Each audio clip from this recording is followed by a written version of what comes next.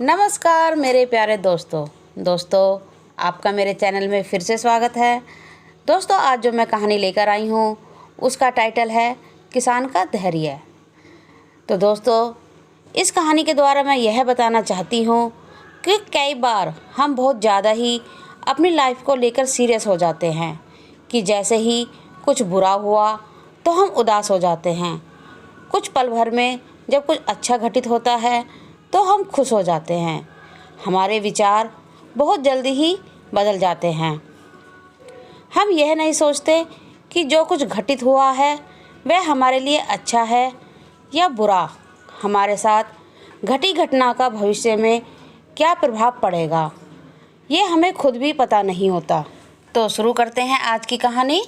लेकिन इससे पहले मेरे चैनल को लाइक करें, शेयर करें और सब्सक्राइब करें। दोस्तों, एक समय की बात है, एक किसान था जिसके पास एक घोड़ा था। वह अपने इस घोड़े से बहुत प्यार करता था। उसे अपने घोड़े पर बहुत गर्व था, जो किसान की कमाई का जरिया भी था। अपनी इस कमाई से किसान अपने परिवार का पेट भरता था। लेकिन एक दिन वह घोड़ा भाग गया। उसके भागने के बाद समाज के लोग और किसान के पड़ोसी उसके पास आकर उससे कहने लगे, हे भगवान, तुम्हारा घोड़ा जिस पर तुम्हें बहुत घमंड था वह भाग गया। उसको सांत्वना देने लगे कि उसके साथ बहुत बुरा हुआ। लेकिन किसान ने उसका जवाब बहुत ही सहजता से देते हुए कहा, हाँ, बहुत बुरा हुआ। फिर अगले दिन घोड़ा वापस आ गया। लेकिन सिर्फ घोड़ा वापस नहीं आया, बल्कि वह अपने साथ 3 जंगली घोड़े भी लाया।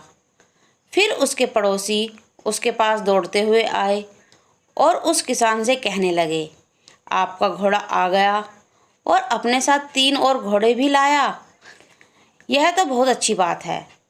आपकी किस्मत तो बहुत अच्छी है। किसान बहुत खुश हुआ, उनकी तरफ देखा, फिर उसका जवाब बहुत ही साधारण रूप से दिया और कहा, हाँ, शायद कुछ दिनों बाद। किसान का बेटा उसी जंगली घोड़े में से किसी एक को काम के लिए उपयोगी बनाने की कोशिश कर रहा था। लेकिन इसी कोशिश के दौरान घोड़े ने उसे ज़मीन पर पटक दिया और उसका पैर बुरी तरह से टूट गया। उसके पड़ोसी उससे कहने लगे, उस पागल घोड़े ने देखो तुम्हारे बेटे के साथ क्या किया, उसका पैर तोड़ दिया।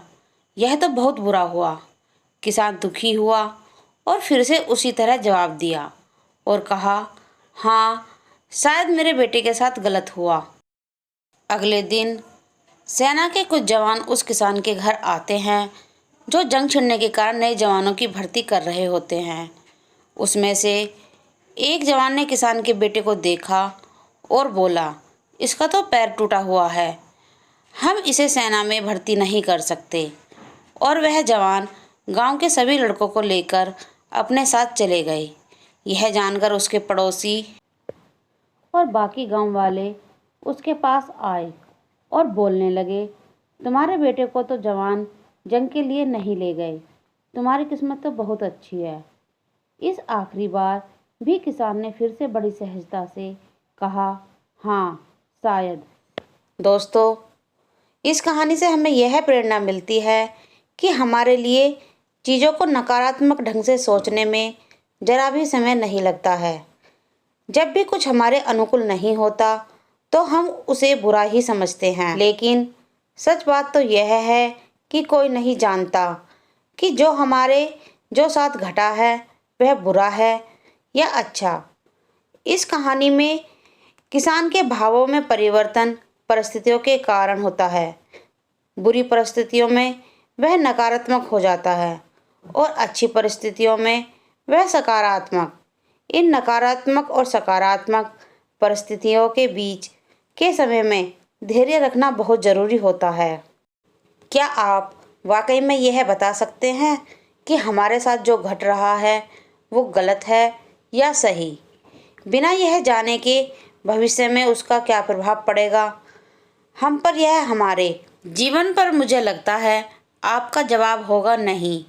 हमारे समाज में, हमारे देश में ऐसे बहुत से महान लोग हैं जो अपने जीवन में असफल हुए, हारे, अनेक बड़ी बड़ी बीमारियों से लड़े, किंतु उन्होंने कभी भी अपना धैर्य नहीं खोया और ना ही हार माने।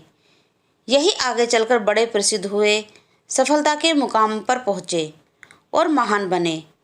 हमारे बड़े बुजुर्गों ने सही ही कह गए हैं कि जो होता है अच्छे के लिए होता है।